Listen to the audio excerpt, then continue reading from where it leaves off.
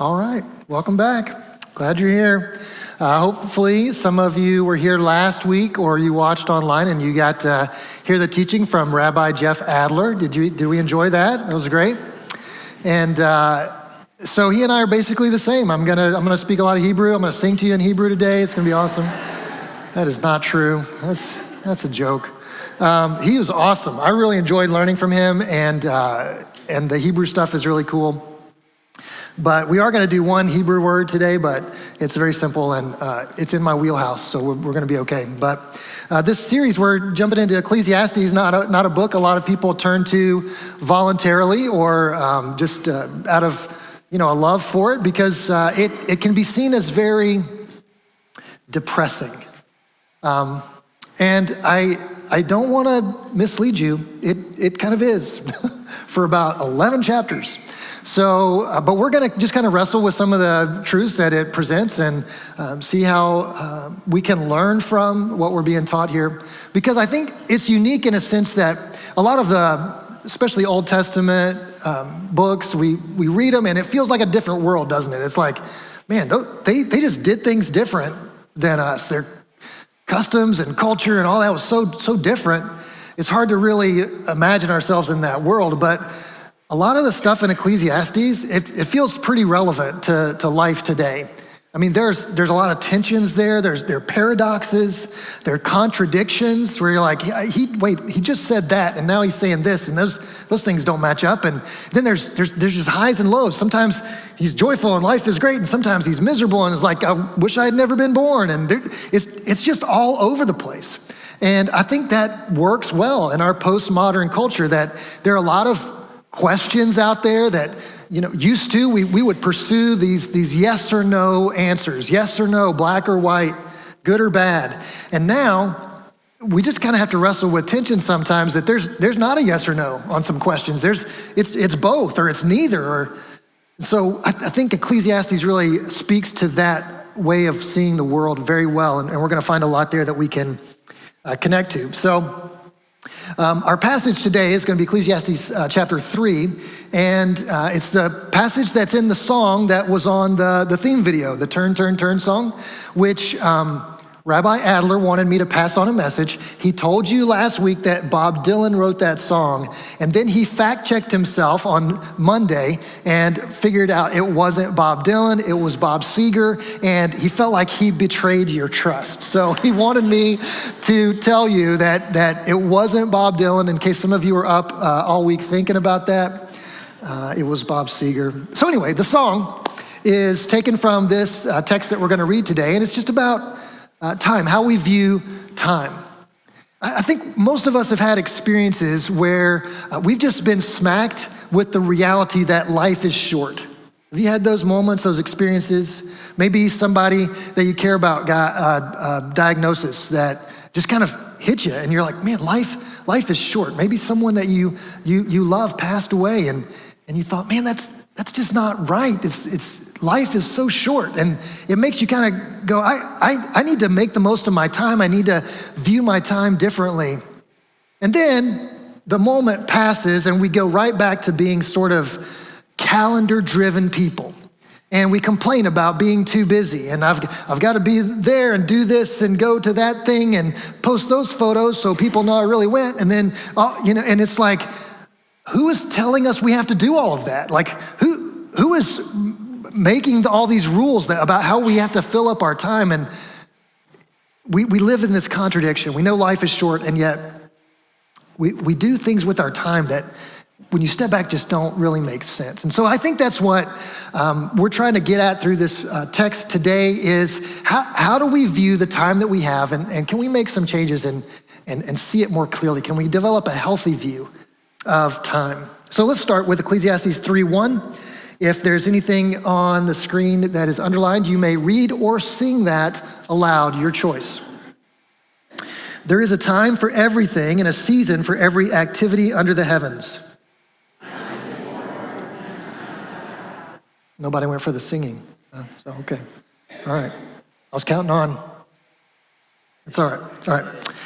A time to plant and a time to uproot, a time to kill and a time to heal, a time to tear down and a time to build, a time to weep and a time to laugh.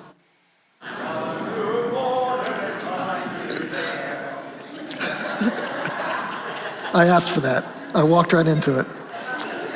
A time to scatter stones and a time to gather them, a time to embrace and a time to refrain from embracing, a time to keep and a time to throw away, a time to tear and a time to mend, a time to love and a time to hate, a time for war and a time for peace. So again, that's familiar, and there's something about it that feels like it should be comforting, right? We're kind of drawn to this, and maybe this passage gets read at funerals or something, and it's supposed to be comforting. I don't think it's meant to be comforting. I don't personally find it comforting. If I was in a bad situation, if I was dealing with something difficult, a hardship, and you came and you put your arm around me and you go, Adam, it's just, there's a time for everything, and this is the time for life to stink for you, so that's not comforting to me. Like, please don't do that. I mean, it may be true, but it's not that helpful, which is a reminder of a principle that we should all maybe write down and live by, that not everything that's true has to be said out loud. So just keep that in mind. So I don't think it's comforting. I think it's a caution. I think it's a warning. I think it's a nudge for us to take a look at what we do with our time and how we think about seasons in life. I think we want to have more control over the seasons of our life than we have. Do you agree with that? Like, we wish, I mean, if you're a farmer right now, Mike, you wish you had more control over the weather, right? Wouldn't that be great? If you could decide when it's gonna rain and when it's gonna be sunny, that would be wonderful, but you can't. We want retirement to come faster, or we want school to get over with quicker, or to not get over with because real world is scary, and we wish we had control over time, and we just don't. And I think some of this is just a reminder that, hey, if you're out there trying to control the seasons of your life, you're gonna be really frustrated. You're just gonna stay like anxious about things. That's what worry is, by the way. Worry is our attempt to control things we can't control. It's our attempt to grab onto something that's not really there. That's what the word meaningless and vanity, which we saw in chapter 1, is all over. It's 40 times in this short book, this word that's translated for us in English, meaningless or vanity. But the Hebrew word, here we go. Hebrew word is hevel. Really simple. You can say that. Everybody say hevel.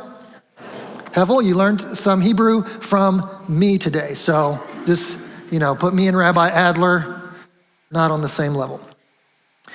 Hevel means that, he described it last week as like a fog, a smoke. So that it's something that looks like it has substance, but when you try to grab it, there's nothing there, right? That's the meaning behind this word. And so it's hard to translate that into one English word, isn't it? But it's something that we think we can grab onto, and when we reach for it, there's nothing there.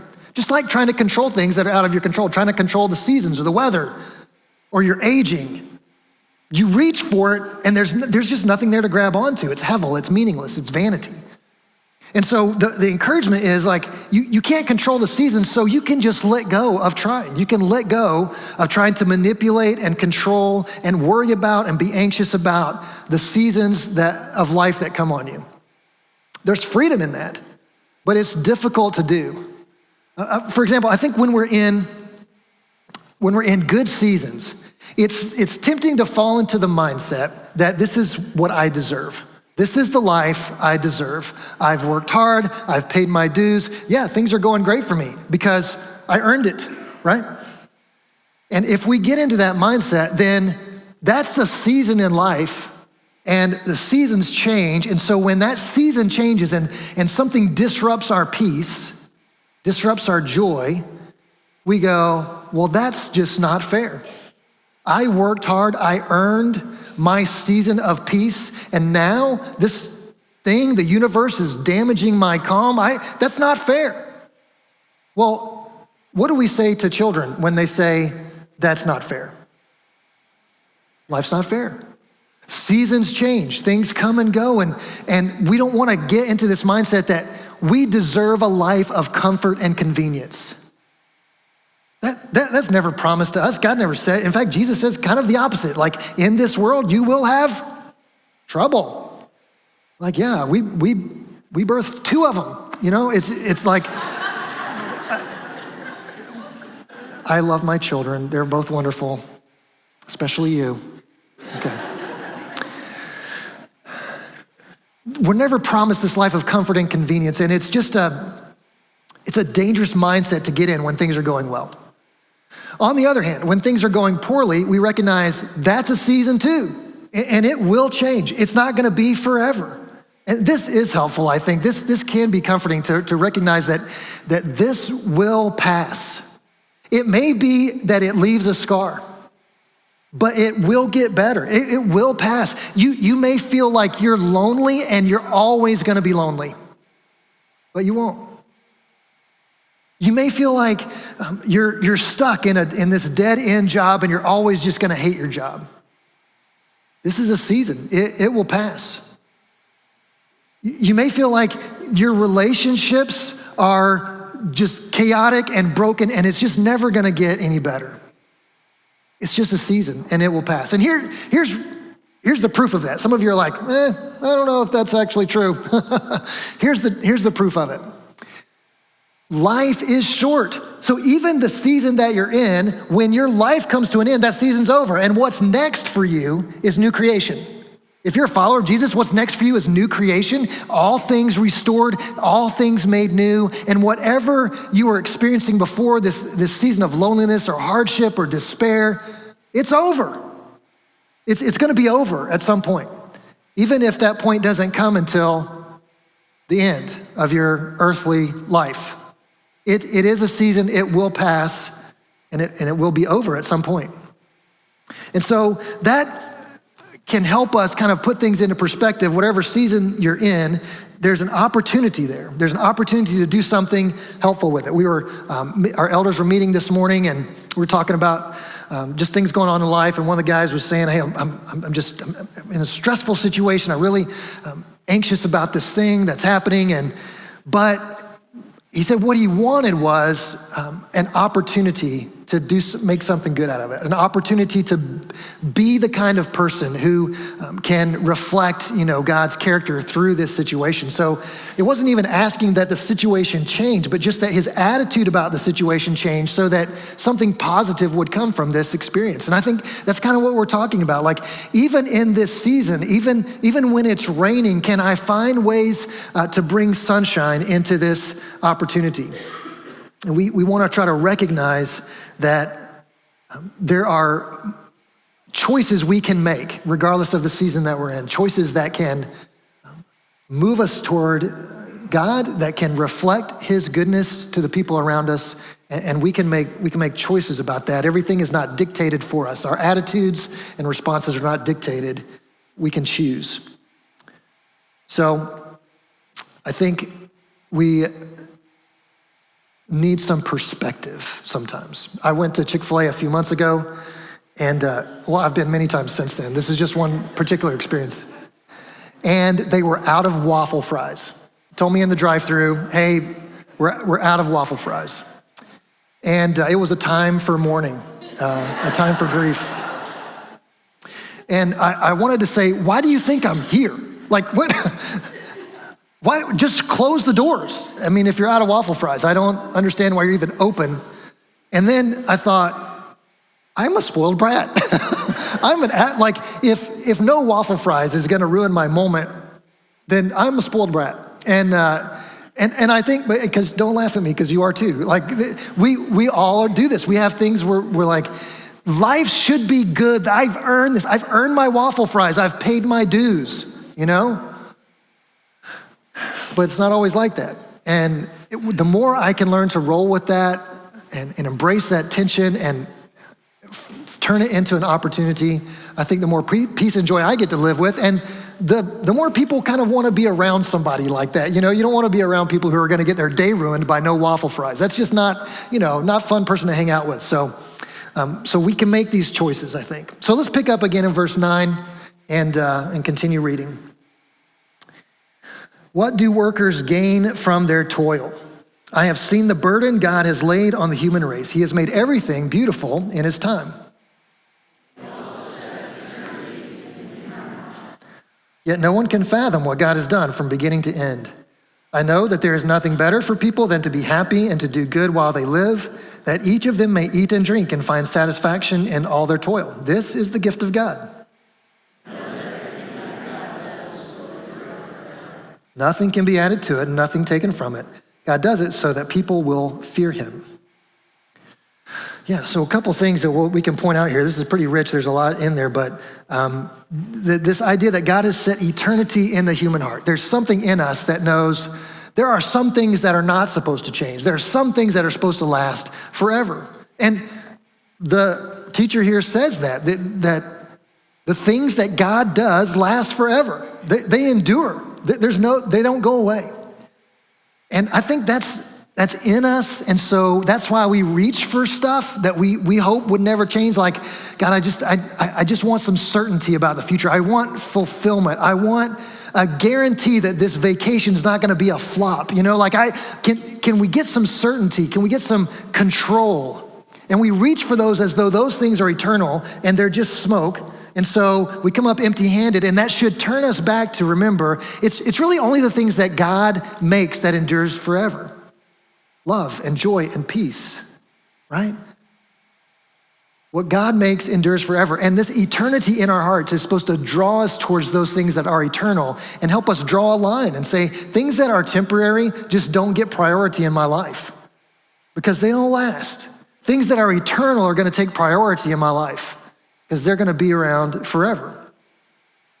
I think that's the healthy perspective we're being challenged to take. And so how do we know if what we're doing with our time is about things that are gonna last? So I've got just a couple tools for you. Here's one. Some of you have seen this graph before, but it's the quadrant with the urgent versus important, not urgent, not important. And the idea is you look at this and you kind of look at your week and what you've got planned, and you write things down, like what goes in which box, right? And so some of you have jobs where people bring you their problems and their emergency becomes your emergency, right?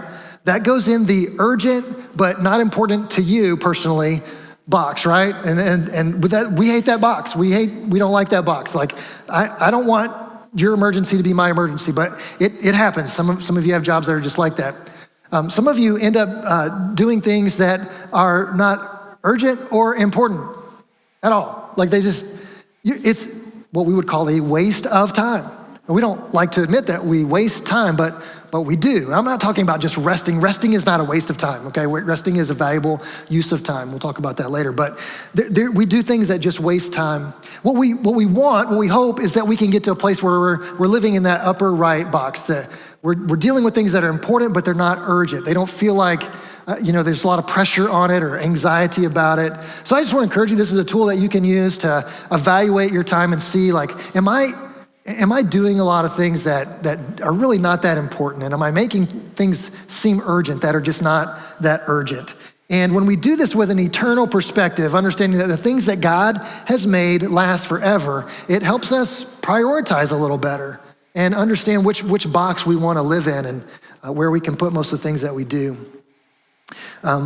John Mark Comer is a pastor and a writer, wrote a book called The Ruthless Elimination of Hurry.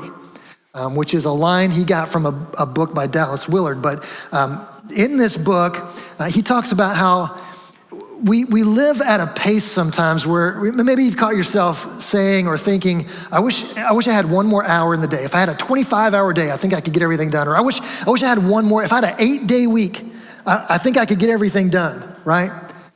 And his encouragement is, like, obviously we can't control that. And if we did have another hour, we'd just fill it up with other things, right? If we had another day, we'd find a way to occupy that day with other things. He said, instead, why don't we look at our calendars and find ways to create some margin? Margin is that blank space on the sides of the page where nothing goes. You can't put anything in the margins. Like when I was in elementary school learning to write, it was a no-no. If you cross that red line, the red line's there for a reason, then you got points off, right? Do you guys still write on paper? Is paper still a thing? Okay, good.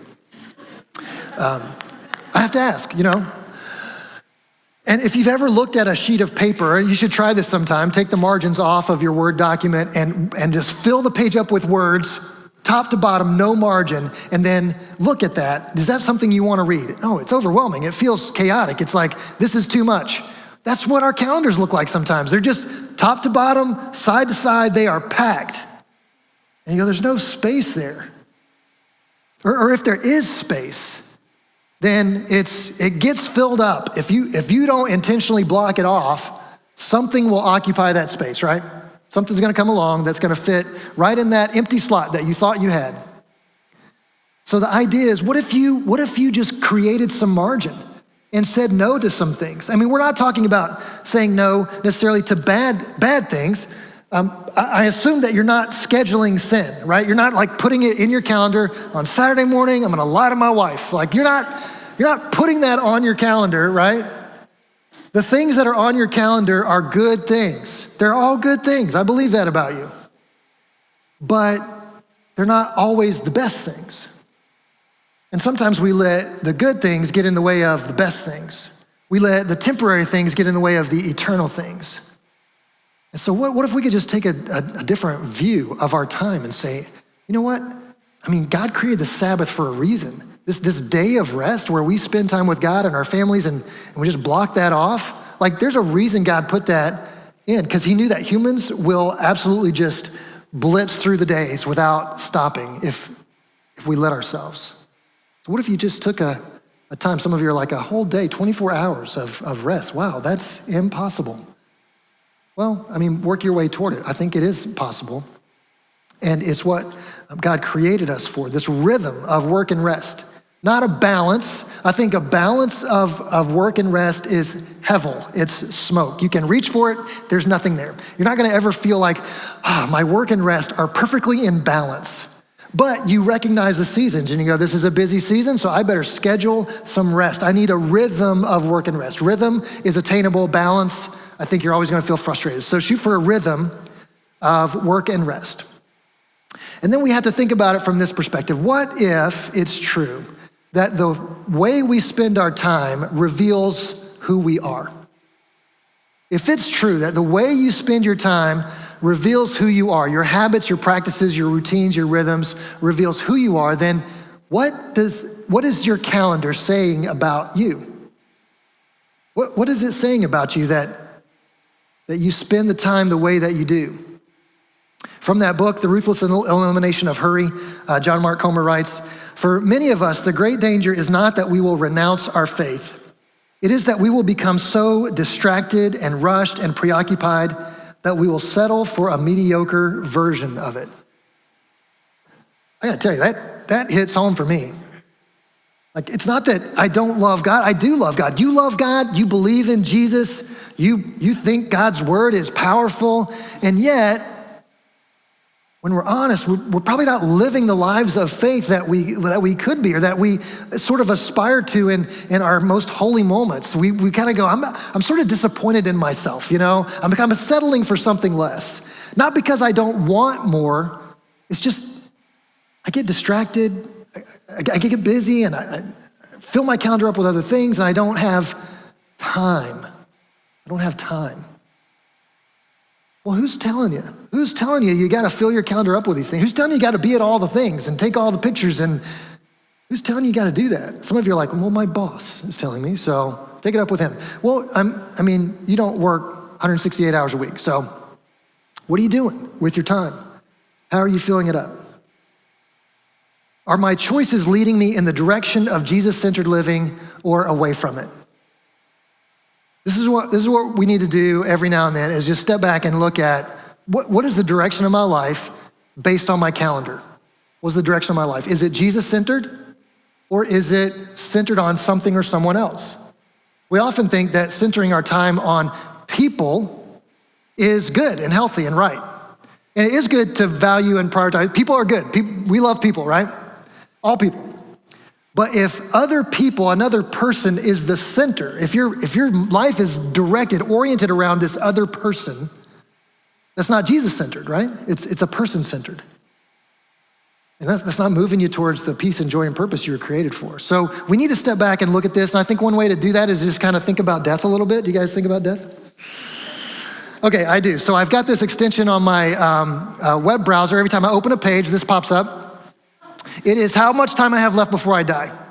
So you put in your age and your weight and all your habits and all these things, and it tells you when you're gonna die. And then every time I open a new page, this pops up and shows me how much time I have left.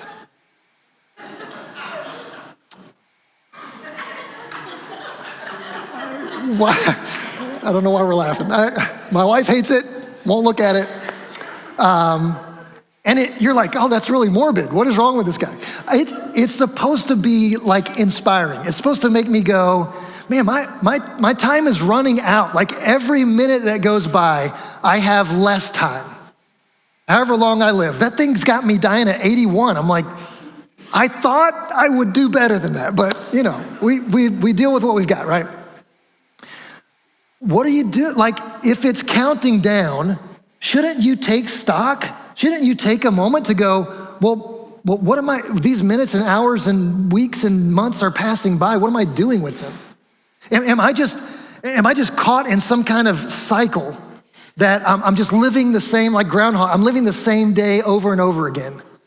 Or am I being intentional? Am I doing what I'm doing on purpose? Or am I just caught up in something that I can't control? So I just want to invite you to get the death clock on your, no, you don't have to do that. Some of you will, and some of you are like, never will I do that. And that's fine. We're different people. But I do want to invite you to look at the time audit. There's an evaluation thing, I hope, in your seats. You guys have that? It's a time to evaluate sheet. There are two sheets there. One is the information update, and I'll go ahead and plug that. If you would please, everyone please fill that out. That would be great. But the time evaluation thing is for you to take home, maybe sit down with your family and do this. Now, this is not a desire to shame or guilt anybody. This is not, I don't want to know what you write down. It's none of my business. I don't have like targets that I'm setting for you, like you need to have this many hours in this and this many hours in that. Nope, that's all between you and God. But I do think it's important to look at it and to take time and write down, fill it out. Maybe over lunch with your family, you fill out this evaluation thing and just to see where you are. I mean, you go to the doctor for an annual checkup just to see where you are physically, right? So why not do a checkup of your time? Just, how you doing? Where's your time going? What does that say about you? What does that say about what matters most to you? And when you look at it, do you see any need for change? Do you see something that you wish wasn't there, right? Most of us, when we look at our screen time, we see something that we wish wasn't there. We're like, oh gosh, do I really? Like, how much? When you start adding it up, you're like, oh my goodness, what am I doing with my life? That's good. That's a healthy process. We need to do that. And so I just want to invite you to take that home and fill that out together with your family and just see if there's any changes that you want to make. Here's why this matters. I think it's important that we're in a place where we can take advantage of the opportunities God gives us. If there's no margin in your calendar, where does God have room to move into your life and do something that you don't have planned? Oftentimes, something is going to happen in your life that will create time in a way you didn't really want that to happen. Like something is going to force you into that. So let's just choose it. Let's just be proactive and choose it because God wants us to make the most of our time, the moments that we have. Jesus talks about this in a couple examples in the New Testament when the Pharisees criticized Jesus' disciples because they don't fast. They're like, hey, we fast, John's disciples fast. Why aren't you guys fasting? You guys just aren't very holy. And Jesus says, well, the guests of the bridegroom don't fast when the groom is with them. There will come a time when they will fast, but now's not the time. We're making the most of this time, right?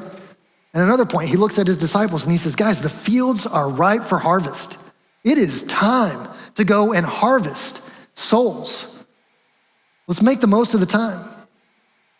And I think that's what we want. We want to be available for God to step in and interrupt our calendars, and we can partner with him in the work that he's doing in the kingdom. So when we get to do that, when we have the freedom to do that, we have an opportunity then to be a blessing to people, to share what God's doing in our lives, to meet needs, just to have our eyes open to what's going on around us in a way that we can't if we're locked in on our own stuff. So I just want to invite you to examine that today. Would you stand? We're going to close with a word of prayer. And as we think through this, again, we're not looking to shame anyone. The goal is not for you to walk out feeling terrible about your time use. The goal is to say, how can I make the most of the time that I have? What changes would be a benefit not only to me and my family, but actually probably to the other people around me as well? Can I create some space for God to move in and work through me for something that's not in my plan? Because when we're free like that, if a whole group of people like this was free to be interrupted by God and used for his glory, then that kind of thing can change a community. It can change your neighborhood, it can change your workplace, it can change your school. So I just want us to close with prayer and see what the Holy Spirit wants to do in us this morning. God, thank you for this challenge. It's a conversation we don't often like to have, but God, we know that you want to be active and involved in our lives, and you want us to center our lives on Jesus, and we know that our calendars and our busyness and our view of time can get in the way of that. So we pray that you would move in our hearts this morning through your Spirit, help us to see where we need to make some changes and reprioritize, do things a little differently so that we're moving in the right direction and that our lives become a blessing to the people around us. Would you do that in us and through us? In Jesus' name, amen. Thank you for being here. You're sent to be salt and light in a world that desperately needs Christ. God bless you.